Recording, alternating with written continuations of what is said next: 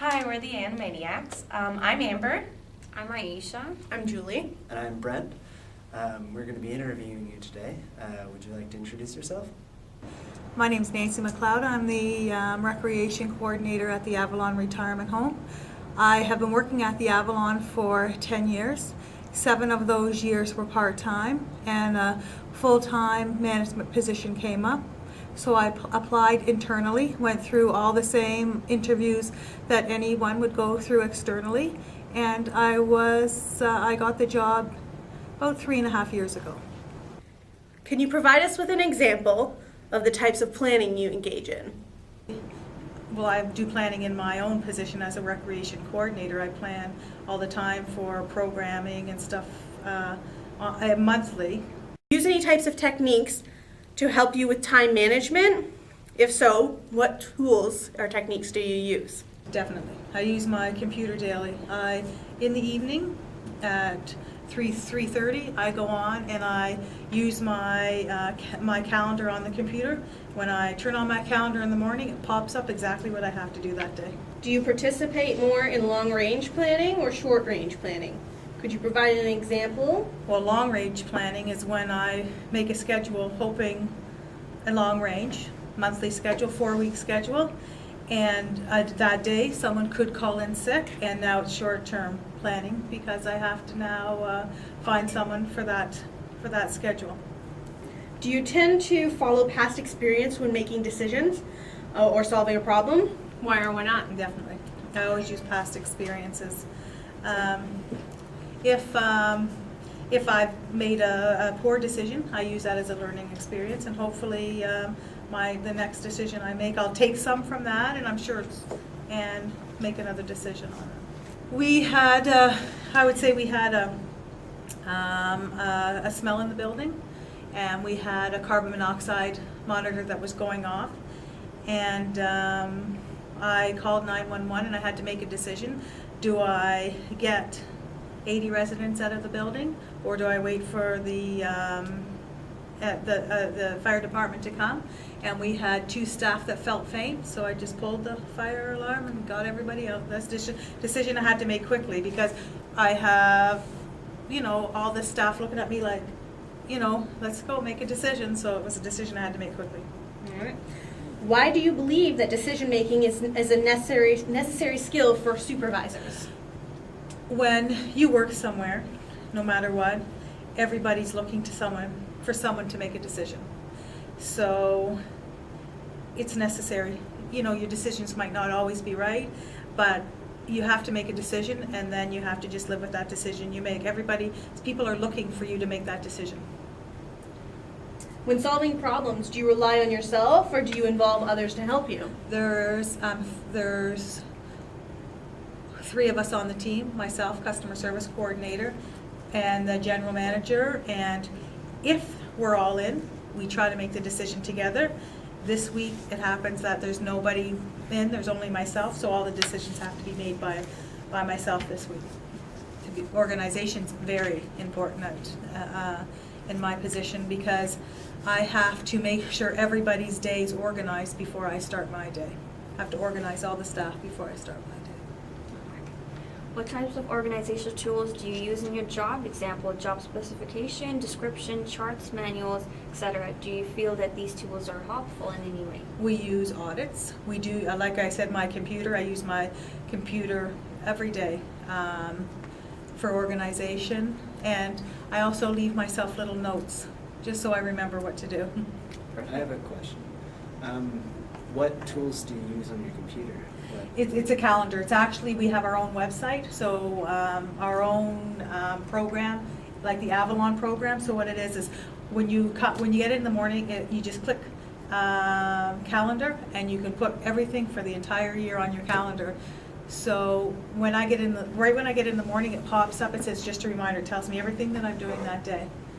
Do you participate in staffing? If so, what are the steps you take in hiring an individual? If not, how would you choose which candidate to hire? I do participate in staffing. I not only hire my own staff, but I also help hire the nursing staff.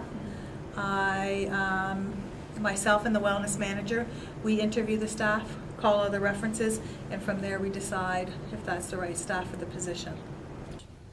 How does the quality of staff affect your job? Can you provide an example of excellent or poor staffing in your area?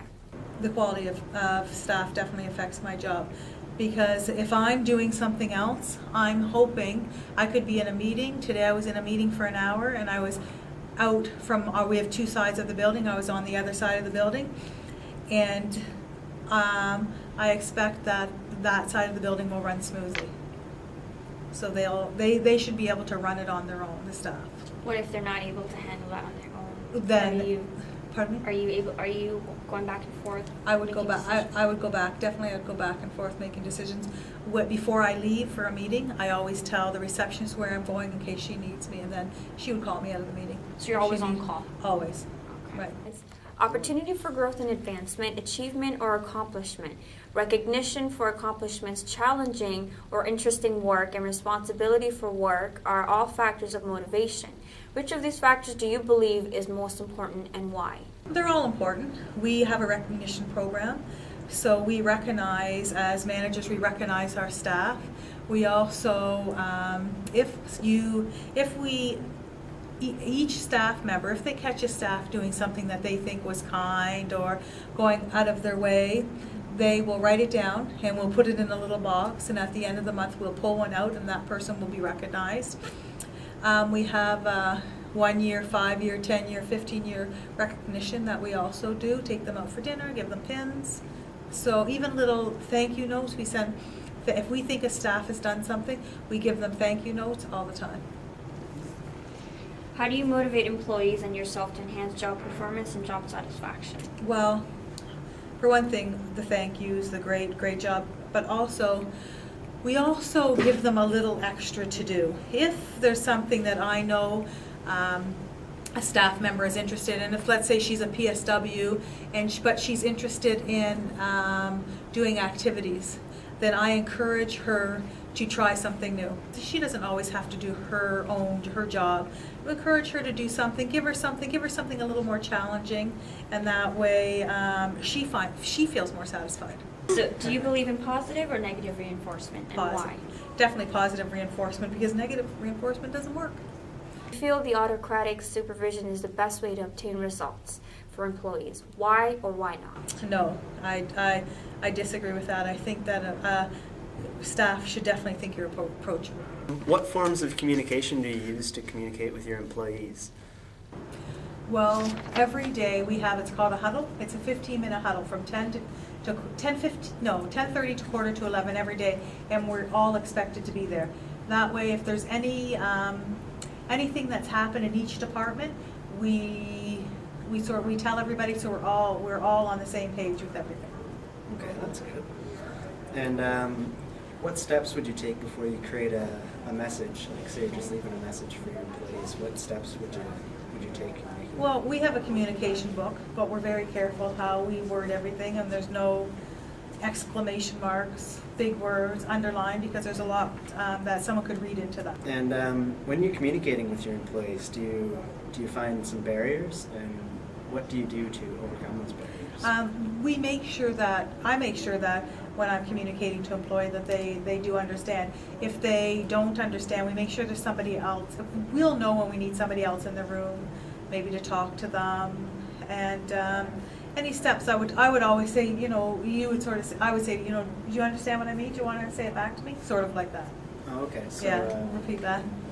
Yeah. Yeah. Your repetition. Yeah. And active listening. Yes, definitely. Okay. I don't know if this is already in there. How do you deal with negative rumors that go through the grapevine in the company? We address it right away. If there's some negative rumors going around, I would have myself and another supervisor in there, and we would just call the staff member in, and if we think it's going to warrant that we need a union representation, we would bring a union member in. If not, we would just kind of speak to them about it. How would you know in any way that it's that person? Because it's a huge accusation too, right? Yeah. So Oh we yeah, also gotta definitely. Yeah. Oh yeah, investigate. definitely. Only if we pretty well have to know, or sometimes what you can sort of bring someone in and say, you can sort of work around it, and just to let them know that you know, Okay. you know. Do you feel it's important to be a part of the grapevine, to make sure that you know what's going on? Not really. Not really. Why not? If it's rumors, I'm usually not interested. If they're about me, I'm definitely not interested because not everybody's gonna agree with everything you do. Not everybody's gonna like you if you're a supervisor. There's people that are gonna, the people that I feel, the people that work hard are the people that like you. The people that maybe you're wanting to work a little bit more, maybe don't like you as much as the other people, but, you know, as long as you're respectful to them, it all works out. All right. How do you maintain morale in your workers, and do you have programs in place to keep their spirits high? Yeah, that's the recognition programs and the thank you cards and I think they're called Smilegrams, they're called now. That's actually just new, and that's when you write their name on a little piece of paper, and we have a little box now, and you put it in, and then we pick a name at the end of the month, and it's for a $25 gift card for like Swiss Chalet or something, so it's worth it. What standards do you have set for your workers regarding what your expectations are? Well, we have a policy and procedure book. It's a job routine book, so they know their expectations. If they're not sure of them, they're all written in a book. So if they come up and say, you know, I don't think I should do this, I don't think this should be something I'm doing, really, it's very detailed what they're supposed to be doing, so they all know their job routines. All right. What type of workforce do you have at the Avalon? For example, like men and How women. diverse? I would say mostly women, and you know, we have a lot of new PSWs coming in, so age-wise, I would say the age is between 40 and 50, but we do have a lot of new PSWs coming into the field. Yeah. Now, this isn't just because it's not like a discrimination sort of thing. It's Absolutely just not. more women. More women take the course. We love it if we happen to get a resume from a male, because sometimes it's nice for a male to Kind be, of but change it up a bit. Yeah. Is there anything that you do personally to enhance your supervisory skills? Do you go to conferences or special training seminars or anything like that to better yourself as a supervisor? Yeah, there's a conference, it's the APO, it's called conference every year, and it's for 3 days. And for those 3 days, you can pick what courses you want to take in those 3 days. You take 9 courses over those 3 days, and I always take supervisory courses in those 3 days. So we also have meetings, like we had a meeting just Thursday, and as managers we go and we all meet with other managers from all across Ontario, and we upgrade our skills, I would say. Okay, so I know you have your union guidelines and you have job descriptions for when you're hiring someone. So what else do you expect from your employees? I expect punctuality, and I expect good attendance from their employee. Respect, I give them respect. I expect respect back from them.